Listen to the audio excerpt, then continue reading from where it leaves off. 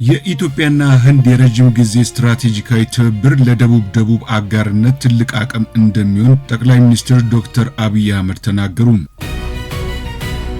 የኢትዮጵያ ኢኮኖሚ ማሻሻያ እርምጃዎች የውጭ ቀጥታ ኢንቨስትመንትን ለመሳብ ምቹ ምህዳር እየፈጠሩ መሆኑን በኢትዮጵያ የጀርመን ምክትል አምባሳደር ፈርዲናንድ ፎን ቫሄ ገለጹ።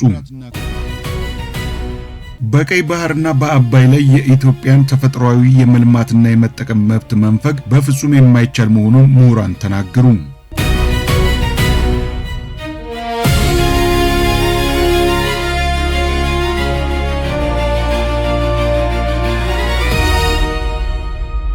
ሰላም ጤና ይስጥልን ክቡራትና ክቡራን የሐሳብ ሚዲያ ወዳጆች እንደምን ውላችኋል?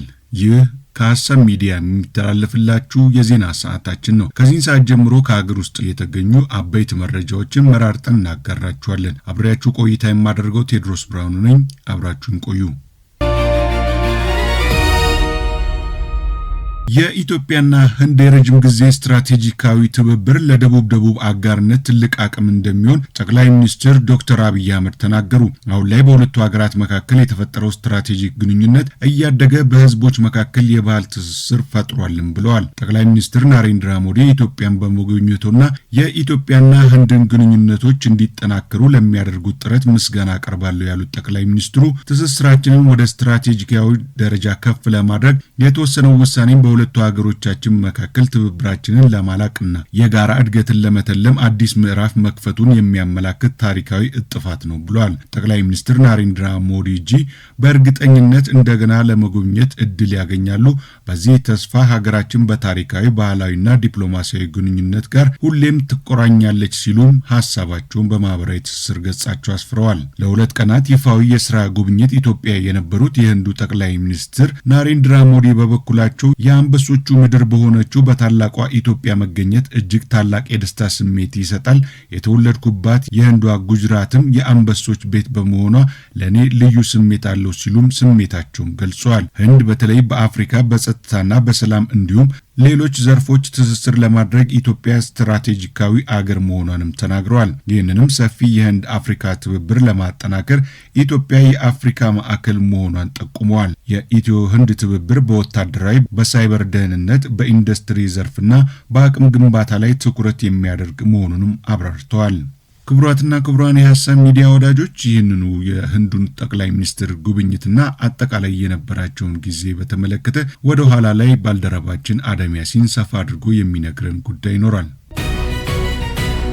የኢትዮጵያ ኢኮኖሚ ማሻሻያ እርምጃዎች የውጭ ቀጥታ ኢንቨስትመንትን ለመሳብ ምቹ ምህዳር እየፈጠረ መሆኑን በኢትዮጵያ የጀርመን ምክትል አምባሳደር ዶክተር ፈርዲናንድ ፎን ቫሄ ገለጹ። ምክትል አምባሳደሩ እንደገለጹት በኢትዮጵያ በኢኮኖሚው ዘርፍ እየተከናወኑ የሚገኙ ማሻሻያዎችና የሪፎርም ስራዎች ቀጣይነት ባለው መልኩ መከናወናቸው የሚደነቅ ነው ብለዋል። በዘርፉ ገበያ ተኮር ስርዓት ለማስፋፋት እየተሰሩ ያሉ ስራዎች መኖራቸውን ተመልክተናል። ይህም አስፈላጊ መሆኑን የጀርመን ልምድ ያመላክታል ነው ያሉት። ይህ ስርዓት ለህዝቦች ተጠቃሚነትና ዘላቂ ብልጽግና ውጤታማ መሆኑን በጀርመን የተገኙ ውጤቶች እንደሚያሳዩ ገልጸው የጀርመን ባለሀብቶችንም መሳብ እንደሚያስችል ገልጸዋል። በመሆኑም የኢትዮጵያ ኢኮኖሚ ማሻሻያ እርምጃዎች የውጭ ቀጥታ ኢንቨስትመንት ለመሳብ ምቹ ምህዳር እየፈጠሩ መሆኑንም ተናግረዋል። እንደ ምክትል አምባሳደሩ ገለጻ በኢትዮጵያ አክሲዮን ገበያ ልውውጥ ወይም ስቶክ ማርኬት ኤክስቼንጅ ክፍት መደረጉ የውጭ ቀጥታ ኢንቨስትመንት ለመሳብ በሎጂስቲክስ እና በሌሎች ዘርፎች እየተሰሩ ያሉ ጠንካራ ስራዎች ለአብነት የሚጠቀሱ ናቸው።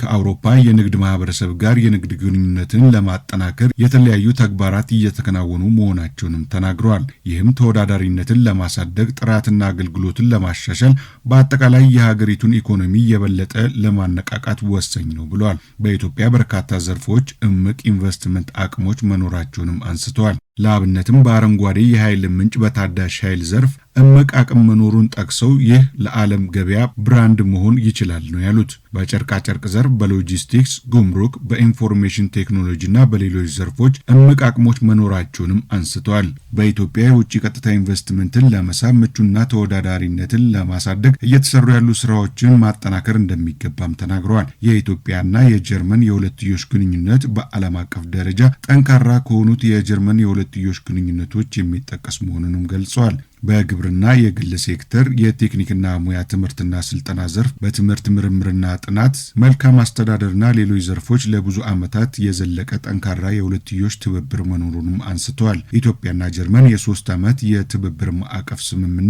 እንደ አውሮፓውያን አቆጣጠር ከ2025 እስከ 2027 በቅርቡ ማድረጋቸው የሚታወስ ነው። ማዕቀፉ የሀገሪቱን ሪፎርም፣ ሁሉን አቀፍ እድገትና ዘላቂ ልማት ላይ የሚኖር ትብብር ላይ ያተኩራል ነው የተባለው። በቀይ ባህርና በአባይ ላይ የኢትዮጵያን ተፈጥሯዊ የመልማትና የመጠቀም መብት መንፈግ በፍጹም የማይቻል መሆኑን ምሁራን ተናገሩ።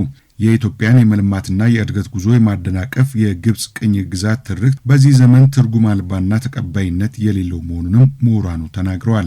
የአባይ ተፋሰስ ሀገራት ውሃውን በፍትሐዊነት የመጠቀም መብት ቢኖራቸውም በታችኛው ተፋሰስ ላይ የምትገኘው ግብጽ በአባይ ጉዳይ ከእኔ በላይ ተጠቃሚ፣ ከእኔ ውጭ ወሳኝ መኖር የለበትም የሚል የቅኝ ግዛት እሳቢያን አሁንም አልተወችም ነው ያሉት። የተፋሰሱ ሀገራት በመነጋገር በፍትሐዊነት የመጠቀም እድል ሊኖራቸው አይገባም የሚል የቅኝ ግዛት ውልን በማጣቀስ የአባይ ውሃን ጠቅልሎ የመያዝ ትርክቷን አሁንም ቀጥላበታለች። በአባይ ወንዝ ጉዳይ የግብጽ ጠቅልሎ የመያዝ ቅኝ ግዛት እሳቤ በዓለም አቀፍ ሕግም ሆነ በማንኛውም መመዘኛ በፍጹም ተቀባይነት የሌለው መሆኑን ኢዜአ ያነጋገራቸው በዋቸሞ ዩኒቨርሲቲ የሚሰሩ ምሁራን ናቸው የገለጹት።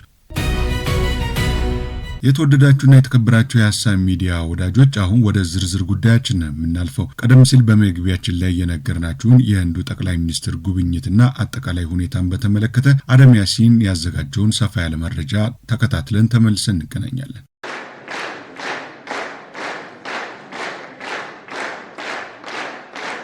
የህዝብ ተወካዮች ምክር ቤት አባላት ከተቀመጡበት እንዲነሱ ያስደረገው በትልቅ ጭብጨባም አዳራሹ እንዲናወጥ ምክንያት የሆነው ለህንዱ ጠቅላይ ሚኒስትር ናሬንድራ ሞዲ የተሰጠ ክብር ሲሆን በእንግዳ ተቀባይነቷ በበርካታ የውጭ ሀገራት መሪዎች ሲመሰከርላት የነበረችው ኢትዮጵያን በተግባር ያሳየ ሆኗል። ለ2 ቀናት ይፋ የሥራ ጉብኝት ለማድረግ በትናንትናው ዕለት ወደ ኢትዮጵያ ሲገቡ በጠቅላይ ሚኒስትር ዶክተር አብይ አህመድና በኢትዮጵያውያን ደማቅ አቀባበል የተደረገላቸው፣ ለዚህም ምስጋናቸውን አቅርበው ሳይጨርሱ በህዝብ ተወካዮች ምክር ቤት ትልቅ ክብር የተሰጣቸው የህንዱ ጠቅላይ ሚኒስትር ናሬንድራ ሞዲ በዛሬው ዕለት በምክር ቤቱ አባላት ፊት ለፊት ቀርበው ንግግር አድርገዋል። በህዝብ ተወካዮች ምክር ቤት ተገኝተው ንግግር ያደረጉት ናሬንድራ ሞዲ ኢትዮጵያ በአፍሪካ ቀንድ ያላትን የሰላምና መረጋጋት ሚና አድንቀው ሁለቱ ሀገራት በዓለም አቀፍ መድረኮች ያላቸውን ድምጽ በማስተባበር ለታዳጊ ሀገራት መብት መከበር በጋራ እንደሚሰሩ ገልጸዋል።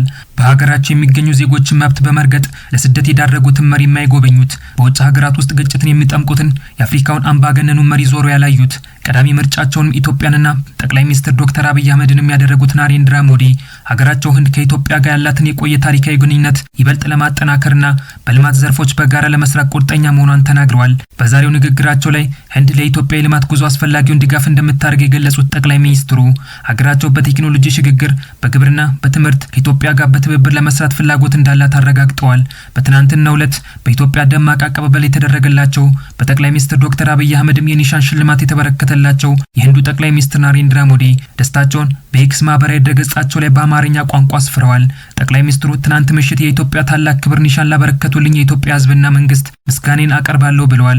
ይህ የተሰጠኝ ክብር ባለፉት ዓመታት አጋርነታችንን ለቀረጹና ላጠናከሩ ስፍር ቁጥር የሌላቸው ህንዳውያን ነው በማለትም ጠቅላይ ሚኒስትሩ ተናግረዋል። በትናንትናው ዕለት ከጠቅላይ ሚኒስትር ዶክተር አብይ አህመድ ጋር ሰፊ ውይይት ማካሄዳቸውን የገለጹት ናሬንድራ ሞዲ የህንድና የኢትዮጵያውያን ትስስር ወደ ስትራቴጂካዊ አጋርነት ከፍ ለማድረግና የሁለትዮሽ ግንኙነቶችን ለማጠናከር ቁልፍ ሀሳቦችን መነሳታቸውን አስታውቀዋል። በትናንትናው ዕለት ከጠቅላይ ሚኒስትር ዶክተር አብይ አህመድ ጋር በምግብ ዋስትናና በጤና ደህንነት መካከል ያለውን ግንኙነት ማጠናከር በተመለከተ ውይይት እንዳደረጉ ያስታውቁት ሞዲ ይህም በተፈጥሮ እርሻና በግብርናና ቴክኖሎጂ ላይ ያለውን ትብብር እንደሚያካትትም ገልጸዋል። ከኢትዮጵያ ጋር በአርቲፊሻል ኢንተለጀንስ ውስጥ አዳዲስ ፕሮግራሞችን ለማስተዋወቅና የተማሪዎችን ነጻ የትምህርት ዕድል በእጥፍ ለማሳደግ መወሰናቸውን የገለጹት ሞዲ ይህ ተግባር ኢትዮጵያውያን በህንድ ውስጥ የከፍተኛ ትምህርት ዕድሎች እንዲያገኙና ወጣቶች ከወጣቶች ጋር ያላቸውን ተሳትፎ እንዲያጠናክሩ እንደሚያስችላቸውም አስታውቀዋል። በኢትዮጵያ በሚገኙ በርካታ ዩኒቨርሲቲዎች ውስጥ ምሁራኖቿን በማሰማራት በሀገር ውስጥ የትምህርት ስርዓት ትልቁን ድርሻ ስትወጣ የነበረችው ህንድ ይህንን ተግባሯንም በማጠናከር ለኢትዮጵያውያን ነጻ የትምህርት ዕድል ለመስጠት መወሰኗን በጠቅላይ ሚኒስትሯ ናሬንድራ ሞዲ አማካኝነት አስታውቃለች። በፈረንጆቹ አቆጣጠር 1948 ከእንግሊዝ ቅኝ ግዛት በመላቀቅ ነጻነቷን ያገኘችው ህንድ በበርካታ የአፍሪካ ሀገራቶች ኤምባሲዎቿ በሮቿን ስትከፍት ኢትዮጵያንም ቀዳሚ ተመራጯ ማድረጓ ይታወሳል። በኢትዮጵያ የመንገድ ፕሮጀክቶች ላይ በንቃት ስትሳተፍ የነበረችው የስኳር ፋብሪካዎችንም ስትሰራ የቆየችው በግብርና በማዕድንና በጨርቃጨርቅ ላይ ኢንቨስተሮችን በማስገባት መዋለ ንዋዩን ስታፈስ የቆየችው ህንድ ከኢትዮጵያ ጋር ያላትን ግንኙነት አጠናክራ ቀጥላለች።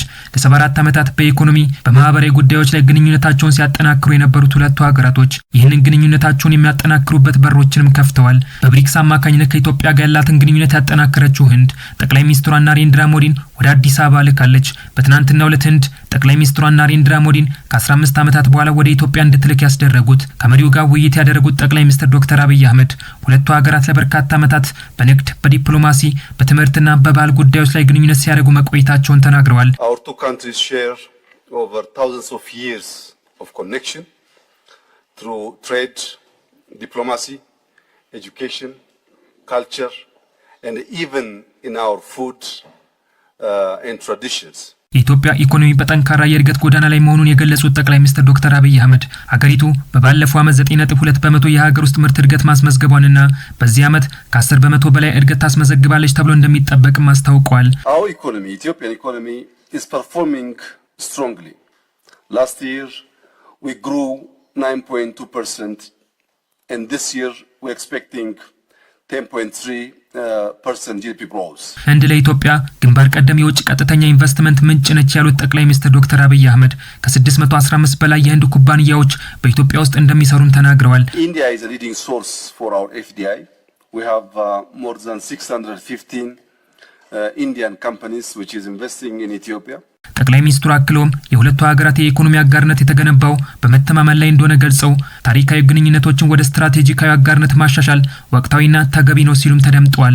የህንዱ ጠቅላይ ሚኒስትር ናሬንድራ ሞዲ በኢትዮጵያ በቆዩባቸው 2 ቀናት ከጠቅላይ ሚኒስትር ዶክተር አብይ አህመድ ጋር ውይይት ያደረጉ ሲሆን በሁለቱ ሀገራት መካከል በንግድና ኢንቨስትመንት በዲጂታላይዜሽንና ቱሪዝም ያለውን ትብብር በማጠናከር ላይ ያተኮረ እንደሆነ የጠቅላይ ሚኒስትር ጽህፈት ቤት ይፋ አድርጓል። ለ2 ቀናት በኢትዮጵያ የስራ ጉብኝት ለማድረግ በትናንትናው ዕለት አዲስ አበባ የገቡት የህንዱ ጠቅላይ ሚኒስትር ናሬንድራ ሞዲ በዛሬው ዕለት ጉብኝታቸውን አጠናቀው ተመልሰዋል። ጠቅላይ ሚኒስትር ዶክተር አብይ አህመድም ለናሬንድራ ሞዲ ሽኝት አድርገዋል። የተከበራችሁ የሐሳብ ሚዲያ ወዳጆች ለዕለቱ ያሰናዳንላችሁ መረጃዎቻችን እነዚህ ነበሩ። አብራችሁን በመቆየት ስለተከታተላችሁን እናመሰግናለን። ጤና ይስጥልን።